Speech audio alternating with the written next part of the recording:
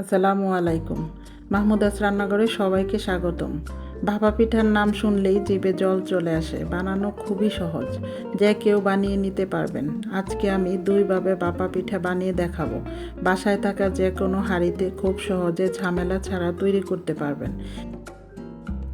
আর যারা নতুন রাঁধুনি তারাও এই রেসিপিটা ফলো করলে খুব সহজে এই পিঠাটা তৈরি করতে পারবেন। আর আমার চ্যানেলটা যদি আপনারা নতুন হয়ে থাকেন তাহলে প্লিজ আমার চ্যানেলটাকে সাবস্ক্রাইব করে দিবেন, শেয়ার করবেন এবং লাইক দিবেন। চলুন আজকের রেসিপিটা দেখে নেওয়া যাক। এখানে আমি ভিজা চালের গুঁড়া নিয়েছি 3 কাপ আর দিয়ে দিচ্ছি স্বাদ মতো লবণ। এই পিঠাতে লবণের পরিমাণটা বেশি হলে খেতে ভালো লাগে না।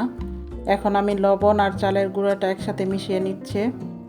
এ পর্যায়ে অল্প অল্প পানি দিয়ে গোলাটা তৈরি করে নিতে হবে। আর এই ভাপা পিঠার গোলাটা তৈরি করার জন্য চেষ্টা করবেন অল্প অল্প পানি দিয়ে মিশিয়ে নিতে। একবারে পানি ব্যবহার করলে গোলাটা হয়তো একটু নরম হয়ে যেতে পারে, সেজন্য অল্প অল্প পানি দিয়ে মিশিয়ে নিতে হবে।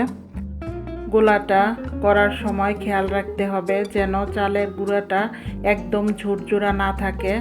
মুঠি করলে চালের গুঁড়া তলা বাঁধবে, আবার চাপ দিলে ঝুরঝুরা হয়ে যাবে।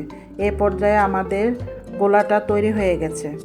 এখন আমি বাসায় থাকা একটা চালনি দিয়ে এই পিঠার গোলাটাকে ভালো করে চেলে নিব। আপনারা চাইলে যে কোনো চালনি দিয়েই এই গুঁড়িটা চেলে নিতে পারবেন।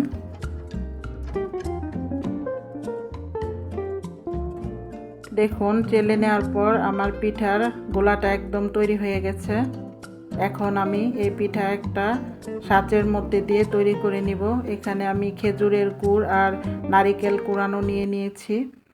এখন আমি একটা সাঁচের মধ্যে দিয়ে কিছু নারিকেল আর খেজুরের গুড় দিয়ে সাজিয়ে নিচ্ছি।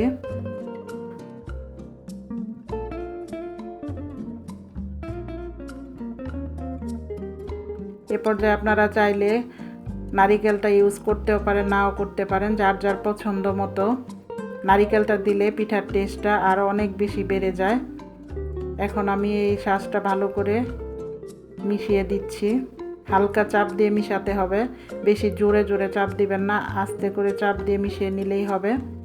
এখন আমি একটা ভাতের হাঁড়িতে অর্ধেকের চাইতে একটু কম গরম পানি দিয়ে তারপরে পিঠাটা বসিয়ে দিলাম। আর চুলাটা আপনি হাই হিটে রাখবেন। এখন আমি ঢাকনা দিয়ে 3 মিনিটের জন্য বসিয়ে দিলাম। 3 মিনিট পর ফিরে আসছি। দেখুন, আমার পিঠাটা অলমোস্ট তৈরি হয়ে গেছে। এখন আমি খুব সাবধানে তুলে নিতে হবে, যেহেতু পানিটা খুবই গরম এবং ভাপ উঠছে। একটা পদ্ধতিতে তো দেখিয়ে নিলেন কিভাবে তৈরি করেছি। এখন আমি একটা চালনির মধ্যে আরেকটা পদ্ধতিতে দেখিয়ে দিচ্ছি। খুব সহজে এই পদ্ধতিতেও আপনারা পিঠাটা তৈরি করতে পারবেন। দেখুন, আমি গরম পানির উপরে চালনিটা বসিয়ে পিঠাটা দিয়ে দিলাম। 3 মিনিটের জন্য বসিয়ে দিলাম। 3 মিনিট পর আবার ফিরে আসছি। দেখুন, আমার পিঠাটা হয়ে গেছে। আমি পিঠাটা তুলে নিচ্ছি।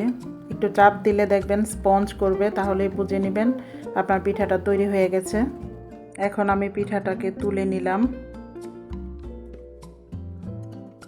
দেখুন, আমার পিঠাটা কত সুন্দর হয়েছে। আশা করছি আজকের এই রেসিপিটা আপনাদের ভালো লাগবে। যদি আমার এই রেসিপিটা ভালো লেগে থাকে প্লিজ আমার চ্যানেলটাকে সাবস্ক্রাইব করে দিবেন। আর সবাই ভালো থাকবেন। খোদা হাফেজ।